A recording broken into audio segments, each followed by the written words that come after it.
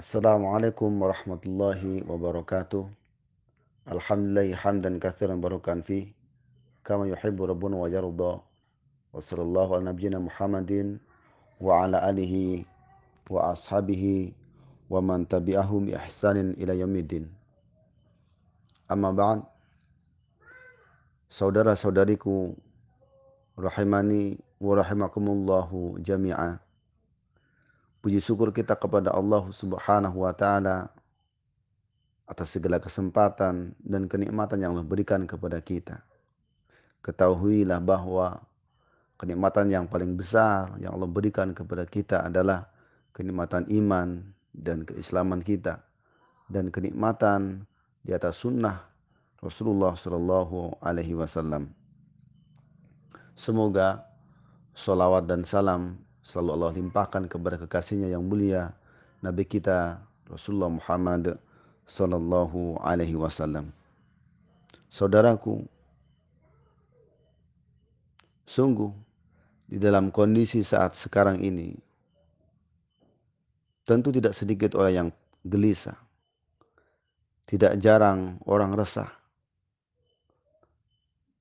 Hatinya mungkin penuh ketakutan. Namun demikian, wahai saudaraku, sebagai seorang yang beriman, dia harus memperhatikan rasa takutnya kepada makhluk tidak boleh melebihi rasa takutnya kepada Allah Subhanahu wa taala. Kita harus melebihkan rasa takut kita kepada Allah.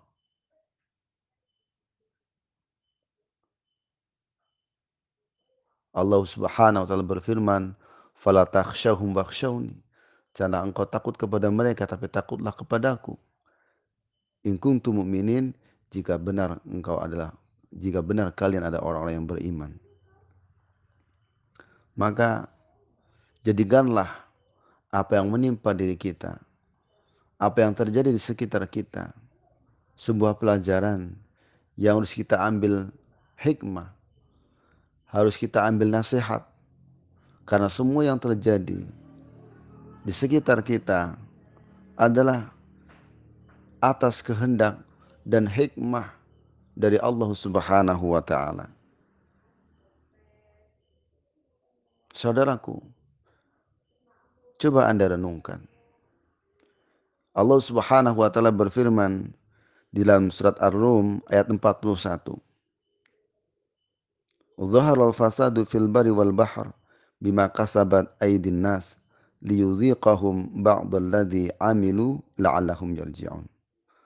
Dhahara al-fasad. Allah berfirman, dhahara al-fasad. Sungguh telah nampak kerusakan. Telah terjadi kerusakan. Telah terjadi hal-hal yang tidak menyenangkan. Merajalelanya perampokan, pencurian, pencabulan, pemerkosaan, merendahkan kehormatan, menginjak-injak harga diri.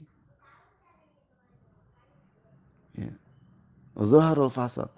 Sungguh telah tampak kerusakan. Bahkan termasuk kerusakan, di atas kerusakan adalah merajalelanya kesyirikan. Di mana seseorang di saat-saat seperti ini masih saja mereka menggunakan hal-hal yang dilarang oleh Allah untuk mencari kesembuhan, untuk mencari sebab terhindar dari bahaya, dari wabah. Ada juga yang melakukan kebid'ahan dengan melakukan doa-doa yang tidak ma'thur, doa-doa yang tidak diajarkan oleh Rasulullah sallallahu alaihi wasallam. Dhaharul fasad. Ini juga termasuk kerusakan di muka bumi, bahkan lebih rusak, lebih parah. Karena Allah Subhanahu wa taala berfirman, "Innallaha la yaghfiru ayyushraka bihi wa yaghfiru ma duna dzalika liman yasha." Sesungguhnya Allah tidak akan mengampuni dosa syirik. Dan Allah bisa saja mengampuni dosa selain syirik. Ketika orang melakukan kerusakan karena perampokannya, karena minum khamr, karena perjudian, maka bisa jadi itu Allah ampunkan. Namun ketika orang melakukan kerusakan di muka bumi ini dengan melakukan kesyirikan, dengan melakukan kebid'ahan, maka dosanya tidak akan diampuni oleh Allah sampai dia bertobat kepada Allah dan kembali kepada Allah. Dan kerusakan itu kata Allah merata fil bari wal bahr, baik di daratan maupun di lautan. Tidak peduli manusia ketika di darat maupun di laut, mereka membuat kerusakan. Ya. Bagaimana seseorang mengelola darat ini dengan rakusnya. Saking rakusnya dia melakukan kerusakan di bumi ini sampai dia melupakan akhirat. Termasuk mereka melakukan kerusakan di laut. Berapa banyak hal-hal kerusakan yang terjadi di laut sana. Akan tapi kerusakan bumi ini, kerusakan daratan dan lautan itu kata Allah, bima kasabat aidin nas. Itu disebabkan oleh ulah tangan mereka, kezaliman yang mereka buat, kezaliman muamalatnya, kezaliman transaksinya, dalam jual beli mereka melakukan kezaliman karena mereka tidak mengerti hal-hal apa yang diharamkan oleh agama dan apa yang dihalalkan oleh agama. Makanya ketika Umar Ibnul Khattab mengatakan tidak boleh masuk ke pasar ini kecuali orang-orang yang mengerti halal dan haram. Karena ini penting agar supaya umat terhindar dari kerusakan, dari penipuan, dari kerugian, dari muflis, dari kebangkrutan. Ini baru materi. Kerusakan materi, belum kerusakan akidah. Disebabkan oleh tangan-tangan manusia, disebabkan oleh ucapan-ucapan mereka yang tentunya merusak karena mengaburkan ilmu, mencampakkan atau menyebarkan subhat, baik ketika lapang maupun ketika sempit. Baik ketika dalam keadaan aman maupun dalam keadaan genting seperti ini. Seperti yang kita ketahui sekarang. Karena ucapan yang bodoh, ucapan yang tidak berdalil, ucapan yang tidak berlandaskan sunnah ataupun Alkitab, maka bahkan mereka berani menantang wabah. Dengan slogan di mana ada wabah kita kirimkan orang-orang kita.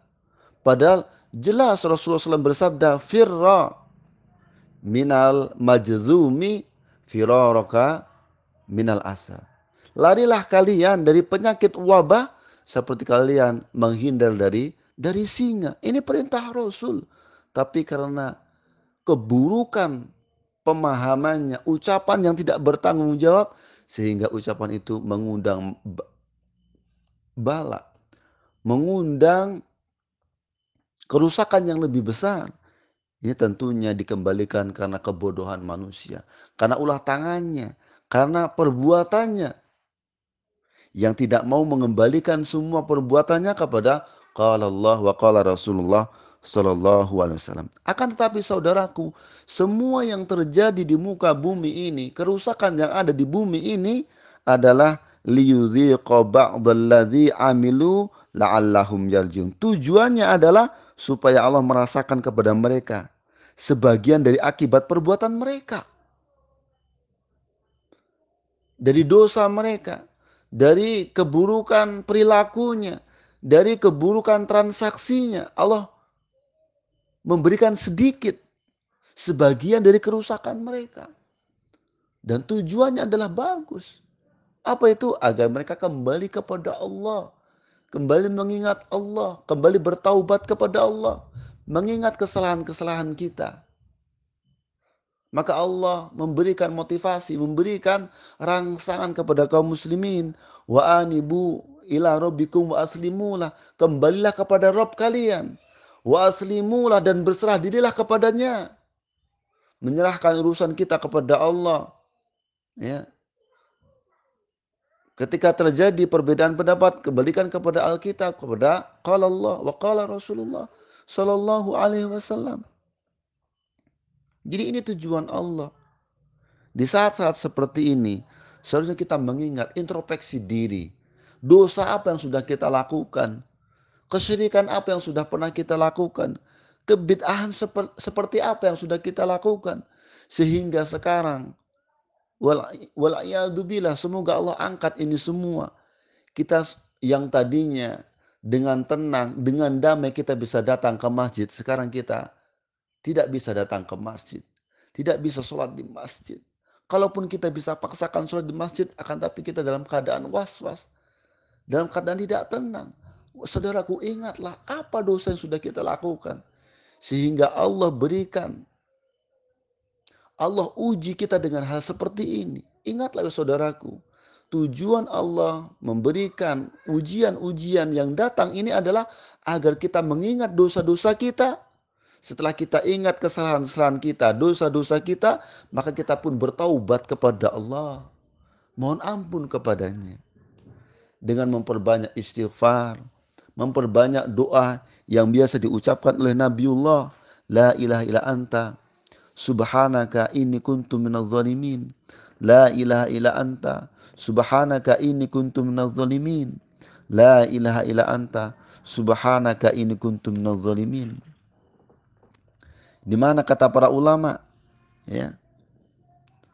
Di antaranya adalah apa yang dikatakan oleh Al-Imam Ibnu Katsir. Beliau mengatakan ketika beliau menjelaskan ayat tersebut, idza kanu fi syada'id wa da'awna munibina ilaina wala siyama idza da'au bihadza du'a fil halil bala. Yakni apabila mereka berada dalam kesengsaraan lalu berdoa kepada kami seraya bertaubat. Artinya apa itu taubat? Taubat itu harus 3 perkara. Syarat taubat itu ada 3. Yang pertama, kita mengakui dosa-dosa kita, kesalahan-kesalahan kita. Kenapa terjadi wabah di sekitar kita? Akui dosa-dosa kita. Kemudian kita bertaubat kepada Allah, istighfar kepada Allah, dan yang ketiga kita berazam untuk tidak melakukannya kembali. Terlebih lagi jika mereka mengucapkan doa tersebut dalam ketika mendapatkan musibah, kata beliau. Ketika dalam musibah, kata beliau.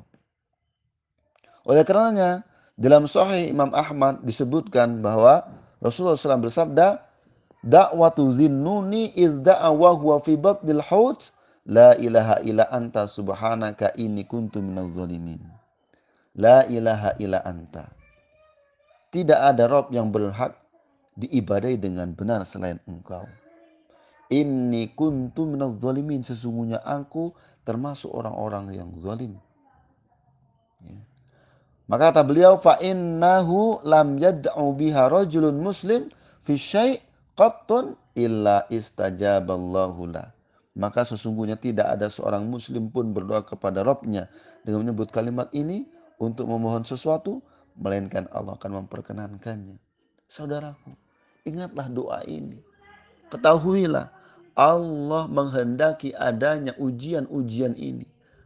Menyebarnya virus-virus ini, menyebarnya wabah ini karena kesalahan kita. Akuilah karena kesalahan kita.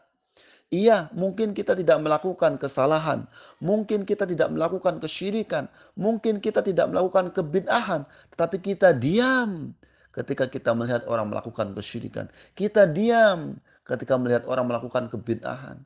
Kita diam ketika melihat orang-orang yang melakukan kemungkaran. Bukankah itu juga termasuk dari golongan kesalahan kita?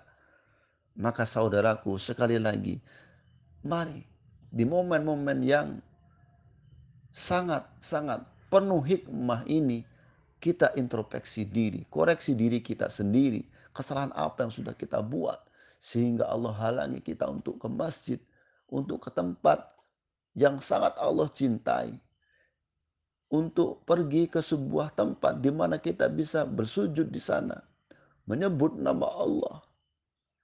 Saudaraku, ingatlah, hanya dengan kita kembali kepada Allah Subhanahu wa taala, maka Allah akan memberikan jalan keluar bagi kita semua.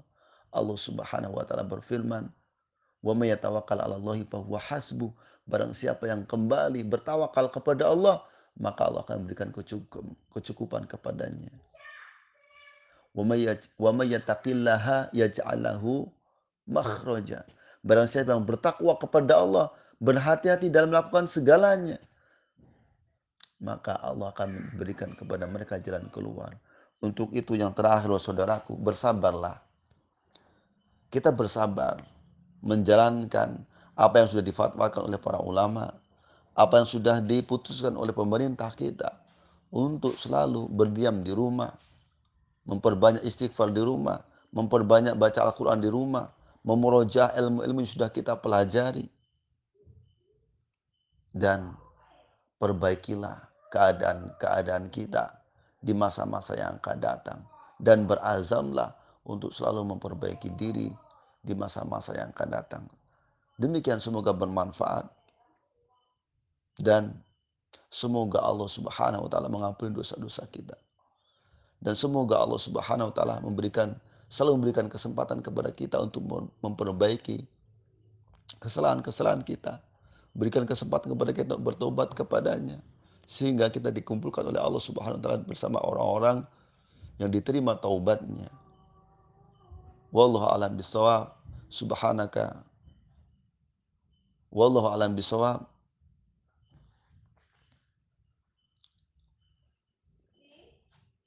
Subhanakallahumma bihamdik asyhadu an la ilaha illa anta astaghfiruka wa atubu ilaik. Assalamualaikum warahmatullahi wabarakatuh.